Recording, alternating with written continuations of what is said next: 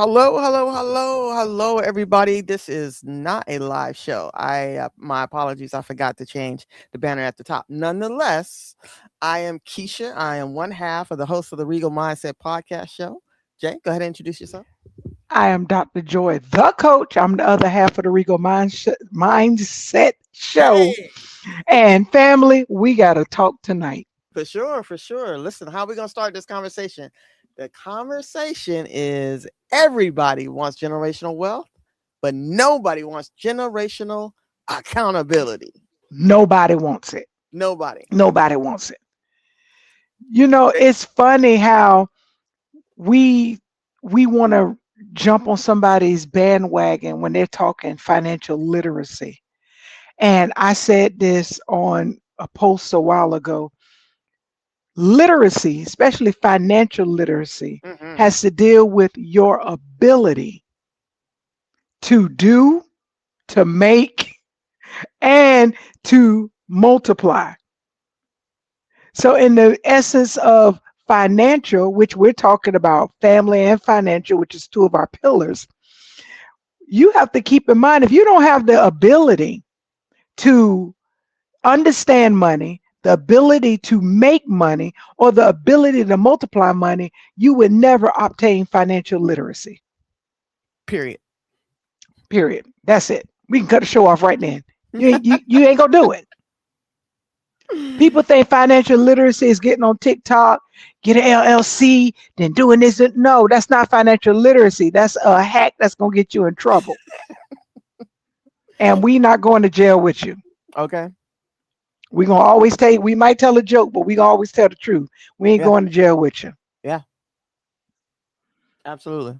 How do you feel about financial literacy? So absolutely, I think that financial literacy. We've talked about it many times on this show, on this platform, Hmm. is something that me personally, all right, I'll speak for myself. I didn't necessarily grow up knowing or having good habits in finances, right? And a lot of that, I guess I could say is because of lack of education from my parents, right? But Hmm. I'll also say once you get to a certain age as an adult, you got to figure some stuff out, right? Your Right. parents aren't going to, they don't come, with a manual in terms of how to raise and educate your children and on the things that they need to know. Even myself, now being a co-parent. However, again, as you get to a certain age, there's going to be seasons where you make those critical mistakes, right? Hmm. Start developing credit.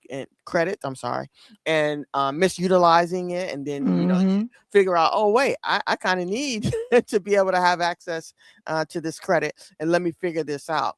So I will say it is a journey in terms of because there's so many different things that change. Hmm. In my 20s, did I misuse it? Absolutely. 30s, Oh yeah. probably. Trying to figure out, what's the right path to do, how to use it appropriately.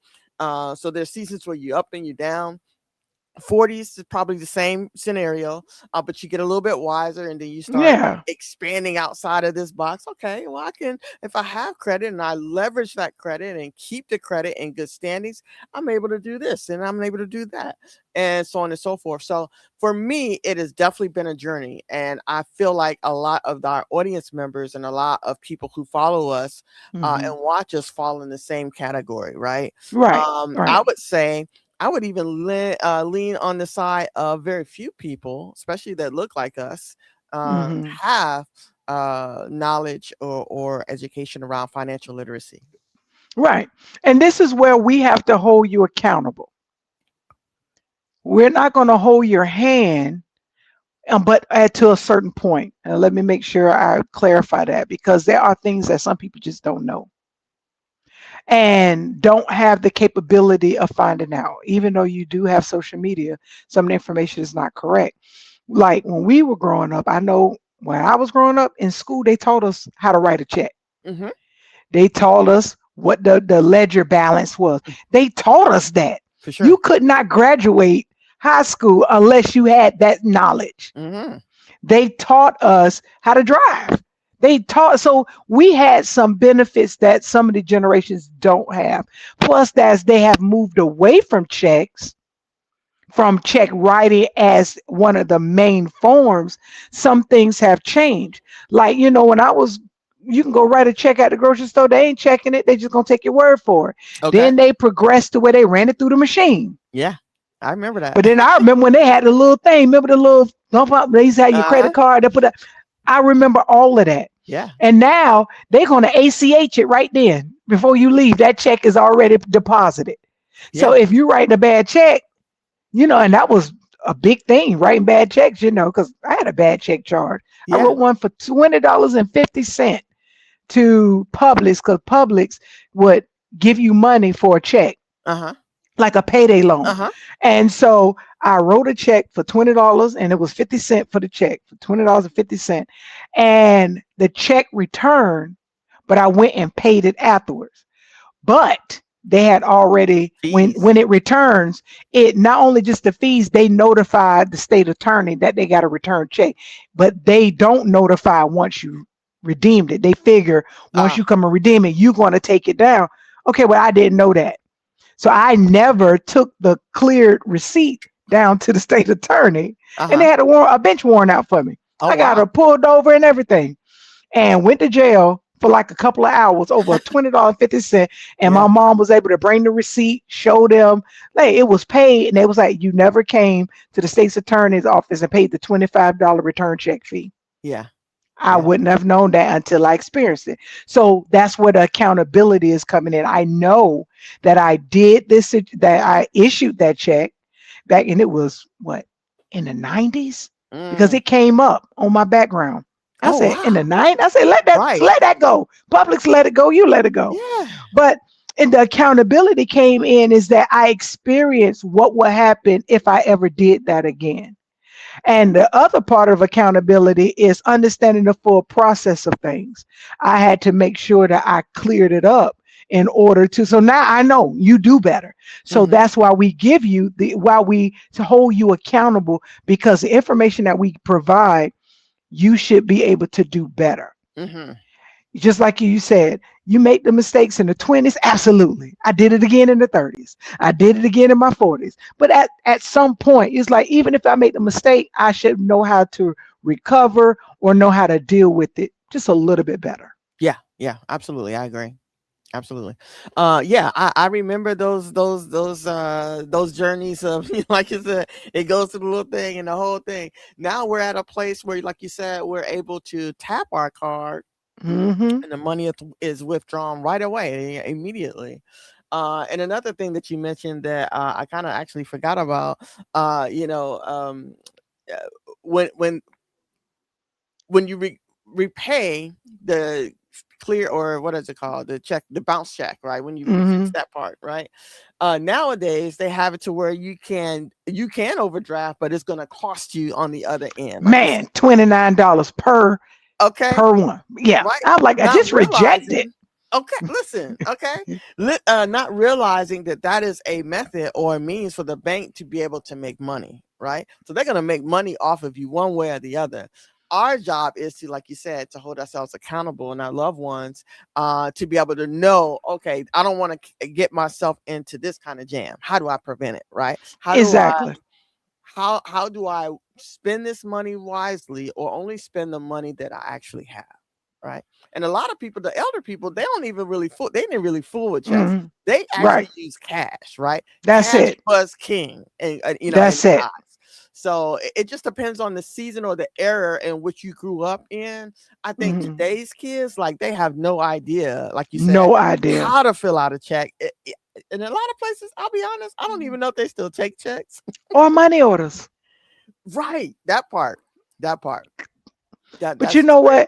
what? It's so funny how times have changed, but the technology has gotten swifter. Yeah, Now, I'm not going to sit here and lie to you and say there's not going to be times where that overdraft came in and came in clutch when you needed it. If you know that you needed to get some food for your house, you got $70 in there. That stuff coming up to 100, 200. I'm gonna be honest with you. I'm gonna ball out if I know my overdraft is gonna take it. If yeah, I know I got $70 in there, and this was my thinking.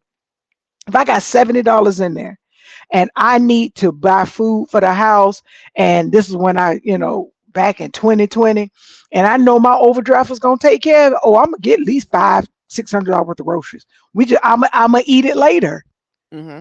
And that's just my thought pattern about it. But then it became into a chase, because now that money is already accounted for when that check hit and you're still short. Mm-hmm. So now you got to figure out how to rob Peter to pay Paul, right? Yeah. But then when you count up the fees that you're paying, and what I hate is that when a bank covers it, they want to cover a $15 charge and charge you $29 for covering 15. I need that bank to make a better decision on my behalf. You should have, if it ain't equal or more, don't.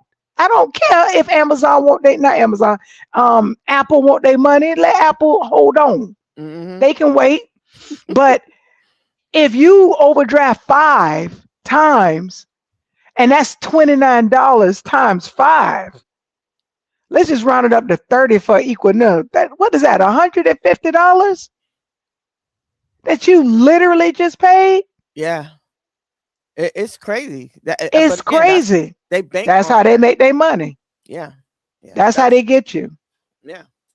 Absolutely. So you have to be more responsible with it, and try your best to do. It's going to be times where you can't, and you need, because I remember this was when that whole, before the Chase hack came out, they had the Bank of America one where you used to write a check for 500, you deposit an ATM, you put in 500, and it gives you 500 in your bank account right then. Mm. Then they stopped that and started, hey, we're only going to let you have 100 right now Mm-hmm. until we verify the check.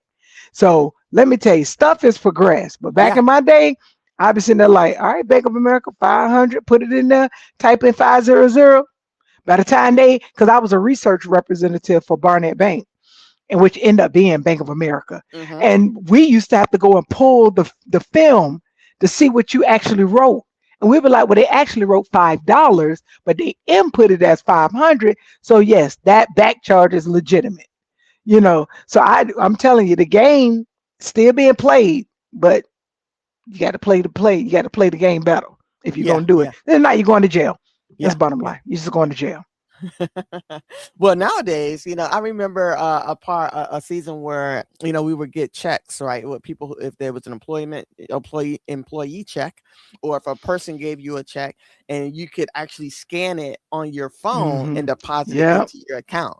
And I did Yeah. that for my mom. She's like, she couldn't believe it. I was like, yes. We ain't even got to take it to the bank no more. We ain't got to stand in line Right. at the ATM. We ain't got to wait. We ain't got to go to the teller. Like, it has really progressed, right? So one other thing I want to talk about while we're in kind of in this Hmm. area, right? Generational wealth, right?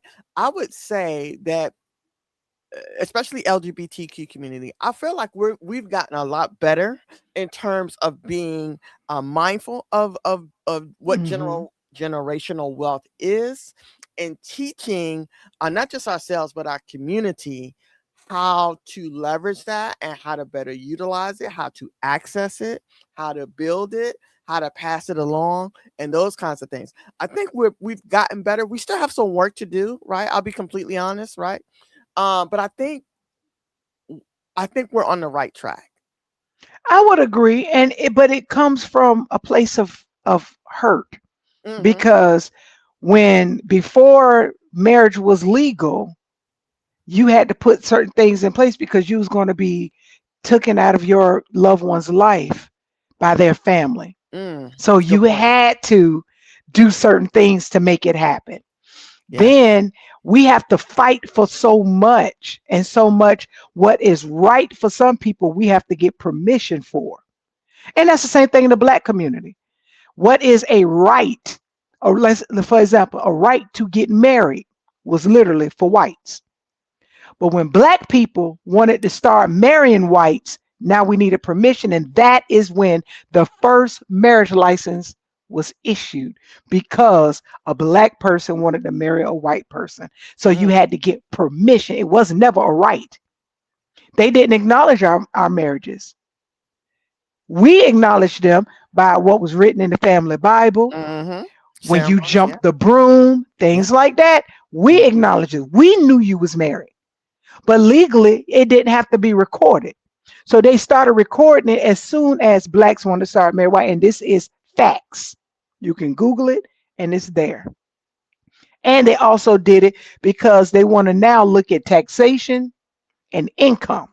That was it. So they registered. So because of those things that had to be permission for us, the LGBT, especially the LGBT community, we then learned how to work around the system. That's why we made sure our life insurances was in place, making sure that we, when we were able to get married, we was able to get it, where we could put our spouse on the deed and do certain things that wasn't common or rights. They now are just permissions. And Mm-hmm. that's what gave us the heads up. But what about the black community? Because we feel that we just automatically should get the right. Mm-hmm. But we don't look at every right was not ours. One, we was given permission when we defied rights. Again, with marriage, until that black man wanted to marry that white woman, it was you didn't it wasn't a thing. It Mm-hmm. became a permission. It wasn't you didn't have to get a bank account. You couldn't get a bank account as a white person, as a black person, until that whole the Great Depression, when we took Cadillac out of the hole and they realized that we had money, but you couldn't dock our, you couldn't count our coins because it wasn't in a bank. Then all of a sudden now, oh no, you need this now. You need a social security number. Because that's when it came out too. Mm. Before you didn't need a social security number, but now, well, they actually do got income. Now everybody needs a social security number, and we need to log it by that. That's So, interesting. I well, didn't know that. so, and that was the Great Depression, literally, Mm-hmm. when they realized them folk got money, but we can't check it because we didn't give them the right to bank. We didn't give them the right to work. We didn't give them the right. So now we're going to get a permission. You got to get a social security number now. Yeah, yeah. I'm tracking. And so that's how, so that to me became where a lot of the generational wealth conversations died Mm. because we did not have equal opportunity to have those experiences. We took their word for it. When Mm-hmm. we went from slavery to sharecropping, it was still slavery with the conversation of you can have a part of this as long as you keep working for it. You can stay on this land and have that house as long as you keep working for it. You didn't get payment for it because as soon as that person died, that agreement died with them. So we didn't understand what was generational wealth. But then now in our good age, we don't value generational wealth because you went and sold Big Mama house to the highest bidder. You went Mm-hmm. and quick deed it. You didn't keep it and let it just stay in the family. Even if that house fell down, you still had the land. You don't understand true generational wealth. The something that is passed down through generations that Yeah. has value. That is generational wealth. Yeah. And so I remember this one white guy at the job, and even though I had to write him up, he had a good point though. He told a black guy, he told him, he said, the reason why y'all don't know what he said, the reason why y'all don't have anything is because you don't know who your grandparents were. Mm. And but he said black people, and I had to write him up because it was an inappropriate conversation, but he had a good point. Because he had inherited his great grandmother's house. We didn't. And the ones that did was so strapped with money because it was during them crack ages and all of this, where you thought this person that wanted to come and build a shopping villa, they gave you money knowing good and well they gave you 10,000 for Big Mama house. That was more than you ever seen. Mm-hmm. And then now they done got $100,000 worth of property for $10,000. Yeah. Yeah. So, but now you know better. Yeah. I would hope so. Yeah. Absolutely. Well, listen, that just reminds me of when the people are in position to make the rules, they're Hmm. always going to play chess versus checkers. Right. We have to understand what the game is. And a lot of times Hmm. that doesn't necessarily happen, like you said, until we go through some things, right? experience some things, come out on the other side, and then we get wiser and hip when we start paying attention to what's going on around us and what these other people are doing, how they moving, how they navigating.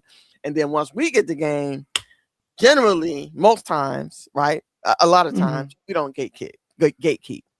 There are some that do, Right. Yeah. right? I wanna preference that. There are some that do, right? However, for the most part, if you're diligent and hold yourself accountable, you can find the information. Right. But the we don't gatekeep. I know we don't gatekeep. But I had an incident where where a black person, especially in black men, when they see you moving in a particular type of way, they get suspicious and questionable Hmm. that they wouldn't question a white man or a white woman for doing it. True. True. And that is a whitewashed mind. You experience it in lower level work, like in warehouses, that blue collar work. You Hmm. see the white man, you think he's the one, not knowing he reported to me. Because I had that experience at work. I'm like, you do know I'm his manager. You going to tell him on me? Make that make sense. And the situation was, most people know that I'm a money broker, so I do home loans, business funding, all kind of stuff.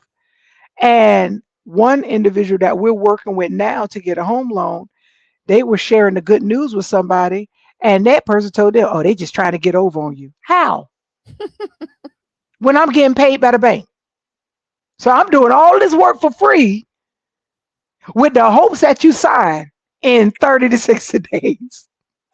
Tell me, and that it makes me so upset because we challenge each other, but if we see a white man do it, we automatically think it's right.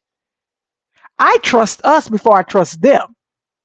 Now, will I listen to some of the stuff they did? Absolutely, because I want to know your ins and outs. Hmm. But no, I don't trust you. You don't have, because you have a problem with me being better than you and what you perceive to be better. That's the problem they got with us because you don't know. So you automatically assume. And I'm like, no, I'm still better than you. Yeah. And they hate that. So we have to start trusting our own community. Hmm. Hmm. Our community have the knowledge.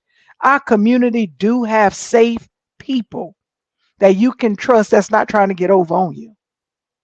Good point. Good point. Good point. And then you got some that do, and you just got For to sure. kill them. Just kill them. Call it a We're not going to day. advocate for that, but I will say, you know what? I do want to kind of segue just a little bit here Mhm. because I think it's also important for us to not just to have this conversation, but define what generational wealth is, right? So what we Right. always hope is that people listen to our podcast, they share it with their friends, and have conversations about the discussions that we have. Hmm. Let's talk about and define what is actually generational wealth. What's considered Right. generational wealth? What do you consider it to be?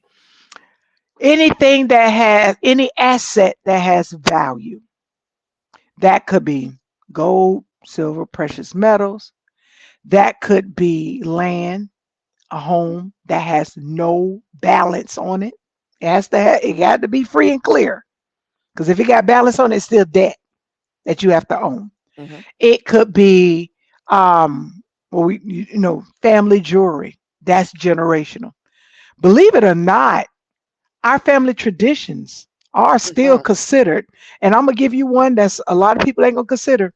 Our knowledge and ability to navigate hoodoo as a practice, not a Mm, religion. okay. The reason is because I got some historic books where white people would employ hoodoo workers to help them find gold, to help them remove stuff. So that alone is a generational wealth.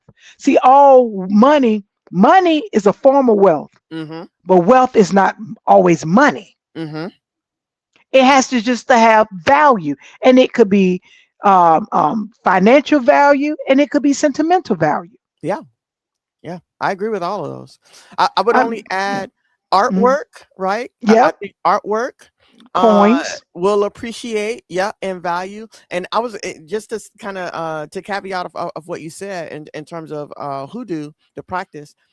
I would say the skill sets, a lot of the skill sets and the things that was taught to us from my ancestors, Hmm. from my grandparents, from my uncles, from my aunts and uncles, and so on and so forth. The things that have been passed down to us is also of value, right? Like you said, there's been many times I've been in. I just a couple weeks ago, I was in the grocery store picking up some collard greens, and the white lady looked at me and said, "I need to go to your house." Yeah, you could, because That is they, so good. Cooking.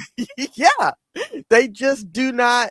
It's not the same, right? And they have had, in some cases, they have a taste, and they've been chasing it and chasing it and chasing it. But because of cultural differences and the things and how we prepare and cook and seek out certain ingredients to make certain dishes, completely lost. That It, is a it skill. completely lost. Yeah, But you know what? It's I'm so glad you brought that up because that is a culture icon for us. yeah, I understand Chinese people got their food, but it yeah, ain't nothing like black food because we're gonna find a way to cook it the way we like it. And yes, we don't care where it derived from. yeah, yeah, We're going to put our twist on it. And that is the beauty of us. And the reason why that is considered wealth is because you can sell your plates.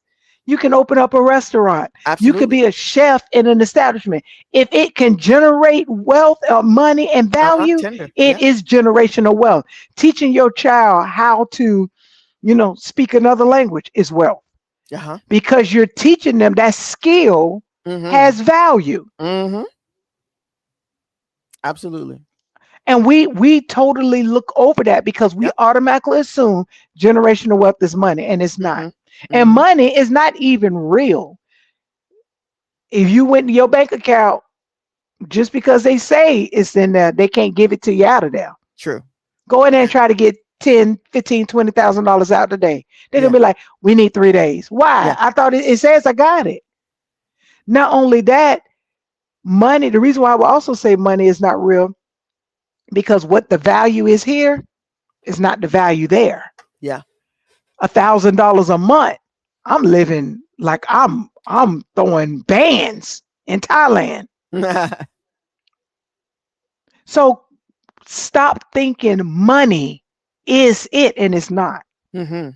Yep. Because right Good point. now our dollars are not even backed by gold or oil. So it doesn't have the strength that it used to. Yeah. But in some countries, it does go further, which you could be a multimillionaire in one country right now just off of your direct deposit you received our payroll today. Mm-hmm. Mm-hmm. True. Crazy how Yeah. we look at Absolutely. say we look at it from an Americanized eyes, Mm-hmm. colonized eyes, and it's like, yeah, no. Mm-mm. Yeah. Well, what I hope is that one day we get to a place where we don't look at things um from a place of not just scarcity, but a poor mindset, right? And I'll give you an example. When I was in grade, no, not grade, in high school, right? I used to say to myself, you know, I was making maybe $6, $7 an hour, maybe Mm. five. I forget now how That was much, big money whatever. back then. Yeah, right. So maybe it was five. I don't know. Whatever minimum wage was, that's what I was making, right? Here and there, I get a 10, 15 cent raise. I'm thinking, oh man, look, I could buy a new car. I could buy something. Right. So I say that to say, when as I'm graduating high school and I'm looking at college, and I'm going to college intentionally because I'm looking to make more money, right? I want to make a certain Mm. level of money to be able to afford the kind of life I live, or the kind of life I see myself living.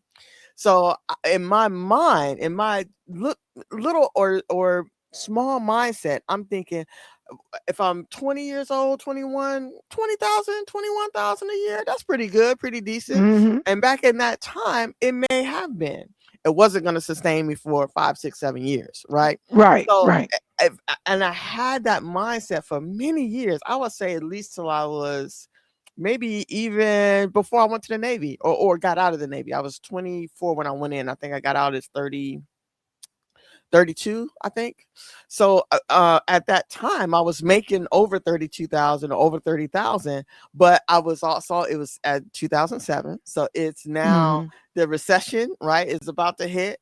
Finding a job with, just an associate's degree, uh, and military experience, it's not very likely, especially in Nashville, Right. Tennessee, that you're going to get or walk into a job looking like myself now, fully with living in my authenticity, to make $30,000, 32,000, Right. whatever it is, right?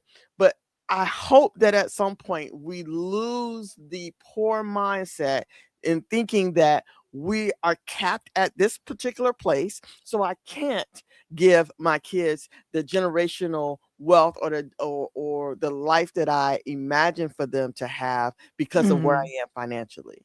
Then you already limiting yourself. You're already behind the curveball. We have to get out of that. We do. And the only way that you can do that is one, stop trying to find your reflection in someone else's mirror. Good You point. cap yourself because of who you see. Mhm. You see this, well, I'm from Duval County and everybody from Duval County. No, that's why I left. I have the audacity to believe that there's so much that's unlimited, it's limitless and unlimited resources out there for me. And I'm going to take advantage of that. And because of that belief, because that's where it Mhm. starts from, Yep. because of that belief, opportunities come up in email, Yep. opportunities come up on Facebook. You be like, I didn't even know that that was a real career. And all I got to do is 6 weeks and get the certification. And I could, that's how it works, people. When you make the decision to look at yourself and not look at, I don't compare myself to Oprah. And somebody gonna watch this and say, well, you can't. But why would I? In my world, I'm better because this is my world. And so I don't want what Oprah have or what she's been through. I don't know her strength, her struggles. I don't want that. Mhm. Joy got enough to be so successful. And the way I define success doesn't mean her life is success. That doesn't Mhm. mean that because she could say one thing right now. Like, remember, she had an incident when she said, The beef. I don't eat beef. And the entire beef industry sued the hell out of her. Lost their wig. How much money, even though she won, how much money did she have to pay It costs, yeah. to win? And the only win was, all right, we're gonna drop the case. It would she didn't win no money. She didn't win free cows for her lifetime. She won the fact that even though my voice have strength in this Her world, influence. Yeah. my influence should not be that's it.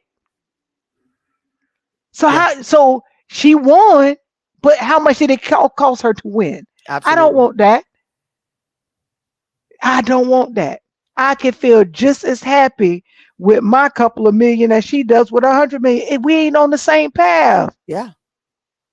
And when you are okay with what you bring, your ability, and this from a church people, Mhm. he gave one 5 talents, he gave one two, and he gave one one. And the Bible says, according to their ability. You can't be jealous because that person got five. They have the ability to multiply that and make it work. You don't. Mhm. You can do wonders with that one if you do right by it. But you so worried about why they got four more. And that's why you're gonna keep circling in that same loop mentally and emotionally and Yeah. not get anywhere. Yeah. It literally starts with a mindset. You have Absolutely to does. change the way you think and the way you see yourself. Yep. Because and that comes with, like you say, generational wealth, but then education. Just because your parents only got the eighth grade, then the Yeah. next one got the 12, there's more levels to that. But if Mhm. you always say, well, my mom only got the sixth grade, we know where your mindset is, and there's no point of us giving pearls to swine. We're not going to give what is good to the dogs because you don't have the mental capacity to take what somebody's saying and grow with it. Yeah. Because all you know is my daddy worked for Ford all his life with the eighth grade education, and I'm going to do the same. Yeah. Absolutely. Yeah. I remember being in the 8th grade, and a teacher asked me what it is that I wanted to do after high school. What was the direction that I saw myself taking, right? And my initial thought was, I want to do a lot of things, right? I didn't Mm, necessarily have one thing in mind in terms of I'm going to go after this. I was skilled and had creativity in many different areas of life that I felt like I could make money at, right? And the hmm. conversation she had with me was basically like, okay, that's great, but maybe focus on, one path or one thing to be able to learn really well, and then, go and do the other things.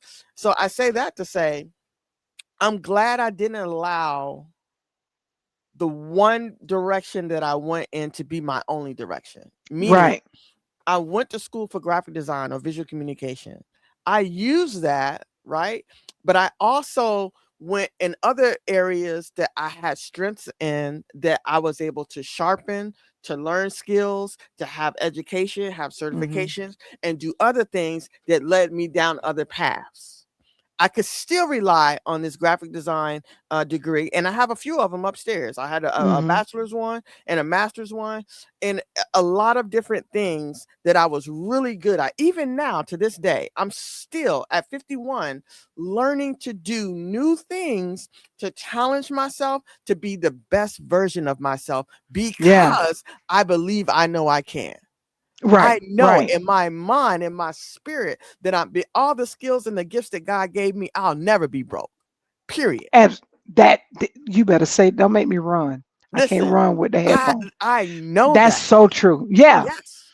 But the way they was trained to train us to think so small minded, Yeah. they asked us, what do you want to be when you grow up? Hell, I don't know. You didn't ask me what I like to do. You didn't ask, because if you would have found out what I like to do, then you would have helped show me Yeah. different opportunities surrounded off that. You made me pick something, and then when I did not fulfill it, I got depressed because I was a big disappointment. And now we're gonna throw in some more accountability. Mm-hmm. When I was in high school, you couldn't tell me I wasn't gonna be a doctor. Now I wanted to be a medical doctor, and which I still might go back to. Mm-hmm. But I always wanted to be a craniofacial surgeon. You couldn't tell me that. But this is where accountability came in. I was absolutely smart, intelligent. I know that. My IQ was in the 160s. I know that. I was in the top 10% of my class. I was number 6 in my entire graduating class. Mm. This is where the accountability come in. I stopped showing up because I knew I had all of that. I would go to school when I felt like it. Now, granted, I test very well, so I would test out and pass. I had a 4.13 and on a 5-point scale. I was in all the AP classes. I didn't even go to gym. And that accountability came in. I couldn't even say, oh, you don't want me to succeed. You want me to fail. No, Joy, you did not go to gym. And you could not walk across that stage in all of your white, all of your honor cords, all of that, and be in that 6th chair because you did not go to gym. That's a good point. That's accountability. Owning that you controlled the outcome of every situation. Yep. We think because, well, this person hurt me. That's fine. They did hurt you. But how can you own that situation and take it back? Because if you keep saying they hurt me, you're living and waddling in that mess. Mm-hmm. They did what they were supposed to do. Did not Judas do what he was supposed to do? That's what he was born to do. It's up to you on how you allow it to keep shaping and molding. I could have been, and I did get depressed. I went through that whole everything. My life is over. Oh my God. Why won't you let me? And I thought about it. I'm the one that didn't show up. Yep, that's me. It's me. Yeah. I got to own that. Yeah. Yeah. And that comes with a mind shift as well as maturity. Yeah. I can't sit here and say, when we talk about generational wealth, I can't sit here and say, well, my granddaddy didn't leave me anything. No, he did show me. He did leave me with something. He showed me how to do this. He showed me a craft. He showed me this. He showed me that. He might not have given me a deed, but he did give me something that I can monetize that has value. So, yeah, Mm-hmm. he did. It's how you look at it, how you take it.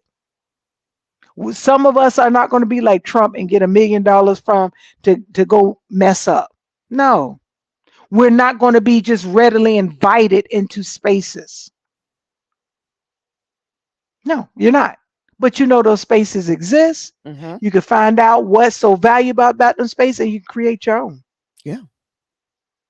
Right now, you can start a whole Facebook group real quick. Mm-hmm. Mm-hmm. It's all about how you view the situation and being accountable. Because right now, I own everything that happened. Even if I get into an accident, I have to own my part in that accident. Mm-hmm. Mm-hmm. Was I following too far behind, too close behind? Was I not focused on the driving it? Was I distracted? I have to own what I did in that. Yes. Good stuff. Good stuff. Good stuff. I want to add this in there, and this, man, this hit so home for me. I was watching or scrolling social media the other day, and Jay-Z, I came across a clip that he did. He just did his 30 for 30. I mean 30-year reunion for one of Mm. them albums. Anyway, he said things don't He's happen. on one of them albums. Things don't happen to you; they happen for you. Hmm. Period. They don't Yeah, happen to you; they happen for you. And if you look at it from that perspective, like you said, you had Jim. You made a choice. I didn't go. Right. And there was a consequence for that. And that's no different from any of us that's strolling on social media right now, come across this reel, come across this YouTube podcast. And Hmm. we have to hold ourselves accountable for the things we do and we don't do. Things don't happen to us, they happen for us. And even if you feel still can't get that difference and you feel like somebody's doing something to you, you're either going to win or learn a lesson. Mm-hmm. So if those are the only two options, because I never lose, never. If I'm either going to win or, and then keep in mind, winning ain't always first place. Sometimes you got to win second or third place, and it's okay. You still won. But what if you don't win? What is the lesson out of it so that when it happens again, because it is, Mm-hmm. how are you going to win it this time? That's a Those should cheat be code. your only two. That's your cheat code. Yeah. Same thing, and I'm gonna relate this to because we talk about family to marriage. If divorce is never on the table or a conversation, then you can handle situations to where it should never get to that point. Mm-hmm. So let's take that third option of lose off the table. Who said you lost? I asked the young lady that. I said, who told you you failed? She was like, well, I didn't do it. No, but who told you that was failure? Who said that that's the color blue? That teacher told us it was blue. What if we found out in a couple of more years it was actually green? Who told us it was blue? We're going off of what we was told. And that's when we physically perceive something, it triggers our brain. Oh, yeah, that is a blue rose because we've been told over and over. So, what if you start telling yourself something different over and over? Man, What your do you think you're subconscious going to mind. see? Okay. Man, Look, how long did they tell us Columbus discovered America? it, and I and we don't sit there like, you know, We listen, rode with it I'm for a we years. roll with it for years. We sit there like, are you serious? Let I'm gonna put myself on blast. My mama, my sister's gonna kill me, but I'm gonna tell it anyway. My mom, her second husband, I was 35 when I found out that this wasn't true. So for 35 years, my mother had been telling us that her second husband got another child, a daughter named Peaches. So all our life, Well, we ain't never met Peaches, blah, blah. We ain't never met Peaches. So her second husband got sick. My sister went to go see him in the hospital. And his ex-wife name was on the board. So she called them, was like, hey, how did, why are you here? Blah, blah. And they talking. And she said, well, how's your daughter, Peaches? And she said, I don't have no daughter. She said, I got a son, and that's not his child. He for 30 when my sister called me, I say for 35 years, we have believed that this man had a whole daughter that never existed. The power of the mind Yeah. that a person can conceive a whole scenario and it becomes their reality. And they tell you, and it becomes your reality because you didn't even check the expiration date on it. They probably Crazy. told you, yeah, told you, oh, you're allergic to grapes. I'm allergic to grapes. I'm allergic to grapes. And then come to find out you ain't never been allergic to grapes. Or even with trying different foods. Our parents used to get us because you didn't like asparagus. You told me I didn't like I asparagus, can't but like. I love asparagus. What we have to go back and look over our whole life and say, Yeah. they've been lying to What's us true? this whole Right. time. What's true? That's Absolutely. why that's why they don't want us to be woke. It's because now we're understanding you came from me. Shut up. We got the power. Yeah. That especially the LGBT. Mm-hmm. If we really understand the value of money and wealth, we will realize that the black community and the LGBT community run the entire world. We are the top two pillars in the economy. Mm-hmm. Our money moves everything, but we don't see the value in it because it doesn't look like their money. But what if we stop paying taxes right now? Because it is voluntary. You do know that, right? It's in Well, the it's rule book. voluntary for certain people because They gonna come at you, but the rule book does say voluntary. It's in print. You chase it how much you want to. But just think about it. If we held our money back for real, mm-hmm. like how we did with Target, Target felt that. We think boycotting is not impactful. It Mm-hmm. is. You can boycott America. I don't know. I'm tired of you. They will hear you more when that money get affected. That's your power.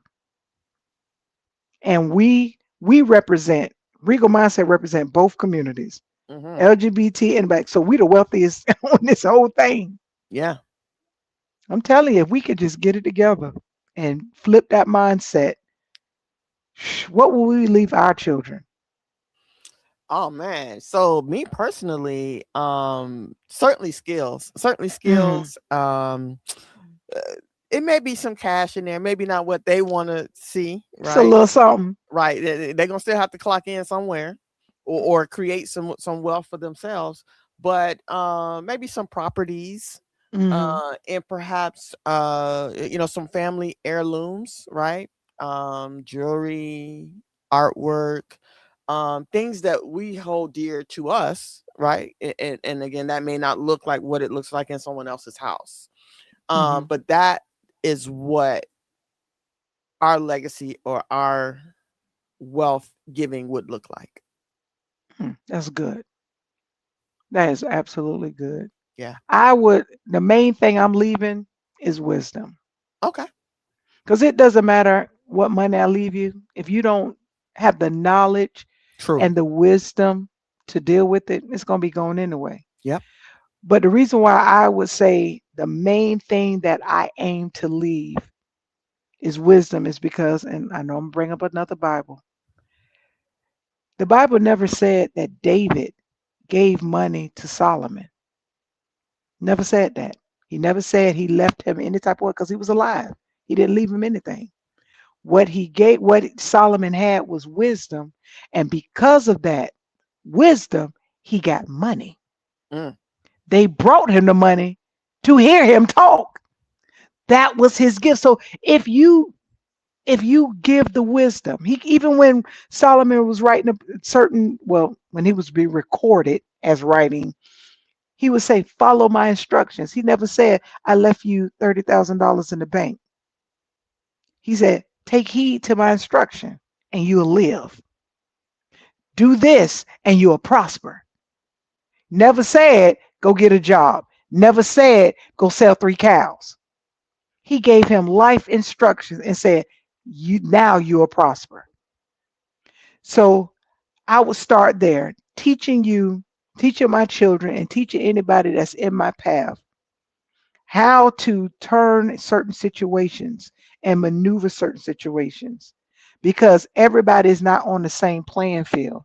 And then, but if you take that Invisible cap. streamline, yeah, and take that streamlined wisdom and apply it to your one, apply it to your two, apply it to your five. Therefore, you can have any and everything you ever dream or want. Yeah, I might leave a little coin, but if you don't know what to do with the coin, that's why we leave instructions. You ain't getting it till you're 21. You Hmm. ain't getting it till you do this. Nope, you won't have it till this because you're going to mess it up. Yeah, for sure. I don't want my daughter to have to work unless she just wants to, because now that I know better, I want her to have the experiences that I did not have because I had to work. I want you to go to school not just to get an education, but to go find yourself, go have fun, go network, do what that era in your life is set up for. We talked about this on our podcast before, For sure. how how education was pushed down our throat to make more money and not live a poor life. But for white people, it was presented as, this is opportunity for you to go and just live and be free. We know you're gonna mess up. Just come out with something. And they come out with a liberal arts degree. They don't care because their parents already set up a door open for them, and because they network.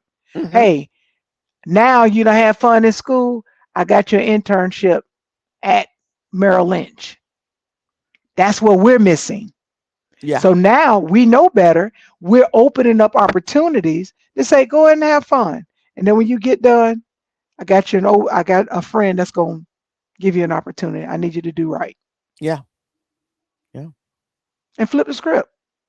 But Absolutely. I know my daughter, for some reason, she's been looking for a job since the year started, and I don't know why. And she's 6. Everywhere Well, we go, I can work here. I'm like, oh my God. so the last piece of this is generational accountability.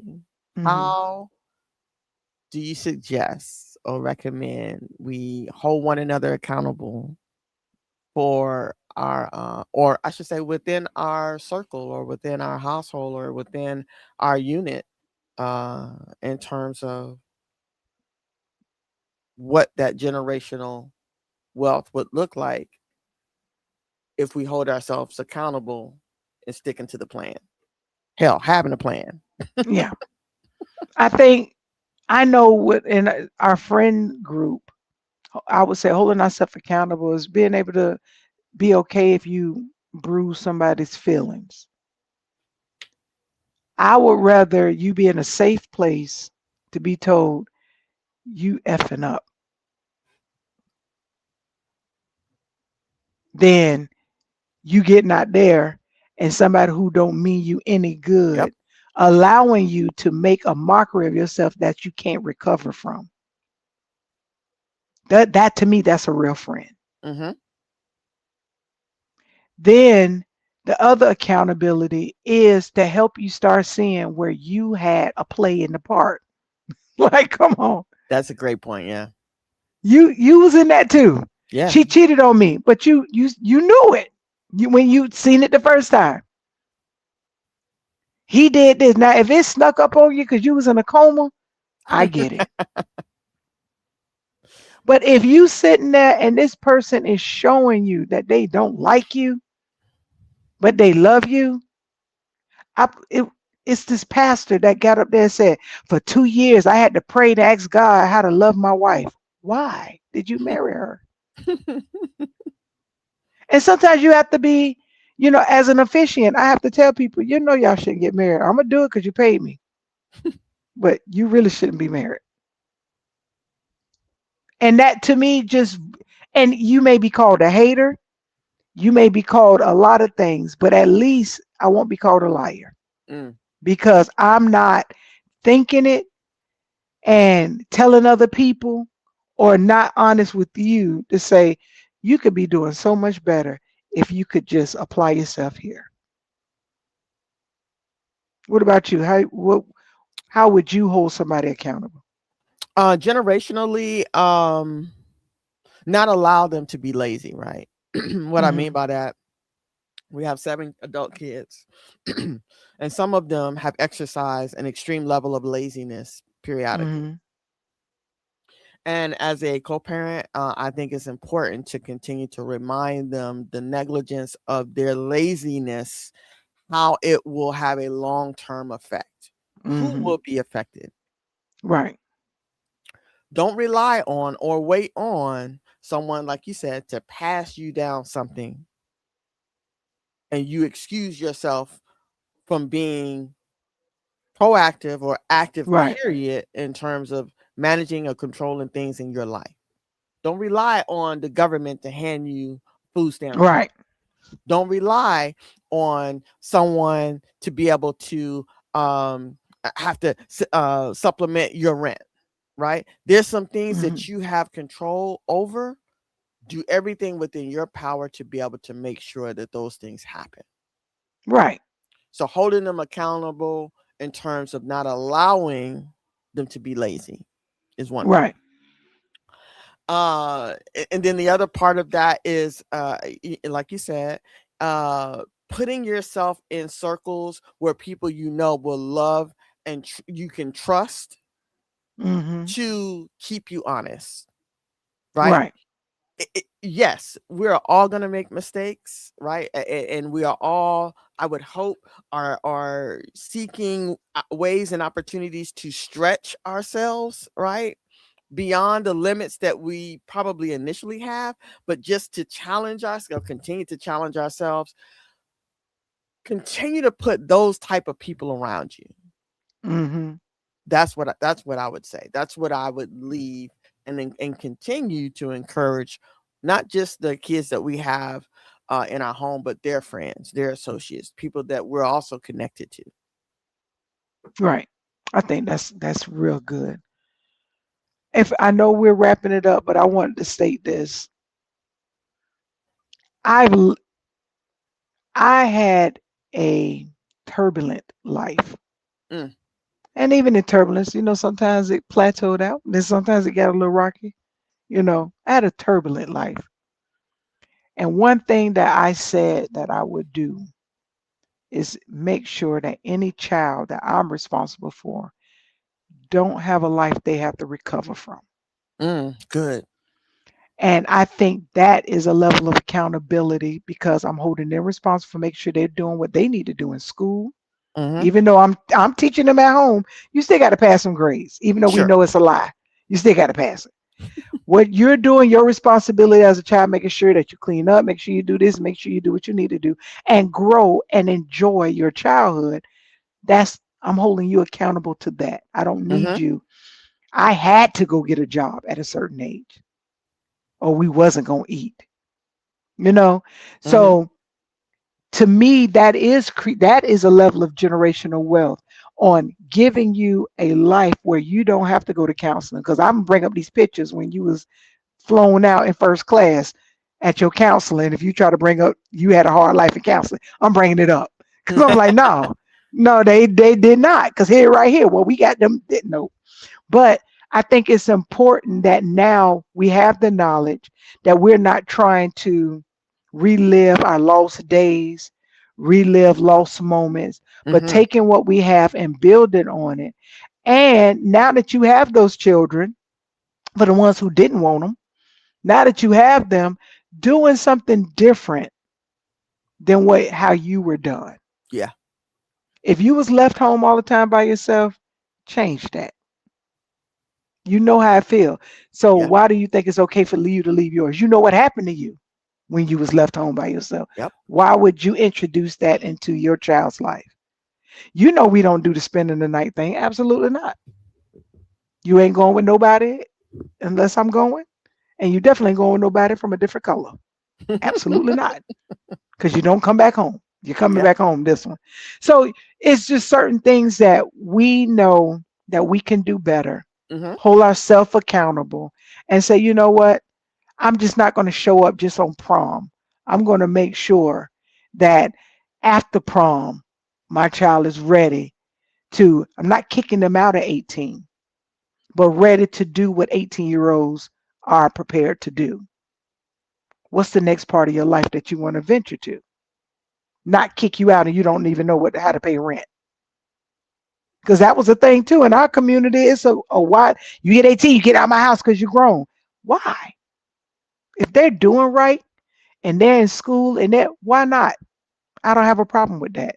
Now, like you said, the laziness. Now, if you ain't doing nothing, now you got to go. Because I ain't paying for you in this air. It's, I'm either pay for the air or I'm going to pay for you. Which one? But if a child is doing what they need to do, I'm going to support you. I'm going to rock with you till we get all the way to the end. Mm-hmm. That's the only way. That's the only way. Because right now, other than that, I don't see you. Yeah. Absolutely not. Yeah. Yeah. Well, I love it, man. Listen, tonight's conversation has been amazing. Before we end, I want to say happy early birthday. Thank you. Enjoy yourself. And we are going to post this on your birthday.